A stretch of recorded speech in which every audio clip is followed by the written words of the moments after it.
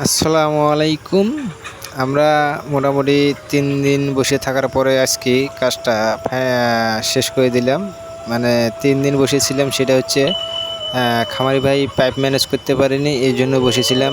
উনি অর্ডার দিয়েছিল পাইপ, তো ৩ দিন পর আইছে পাইপটা। এরপরে আমরা কাজটা শেষ দিয়ে দিলাম। তো আমি প্রতিটি খামারি ভাইদেরকে বলবো যে খামারি ভাইরা আপনারা কাজ শুরু করার আগে পাইপের অর্ডার দিয়ে দিবেন। মিস্ত্রির কাছ থেকে শোনার পরে পাইপের অর্ডার দিবেন, যেন এইভাবে বসে না থাকা লাগে। এটাই আমি বললাম। আর হচ্ছে আমি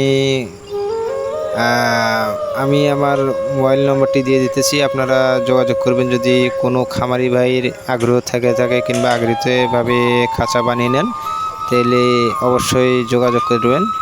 মোবাইল নম্বরটি হচ্ছে 017068332। এই নম্বরে যোগাযোগ করতে পারবেন আপনারা।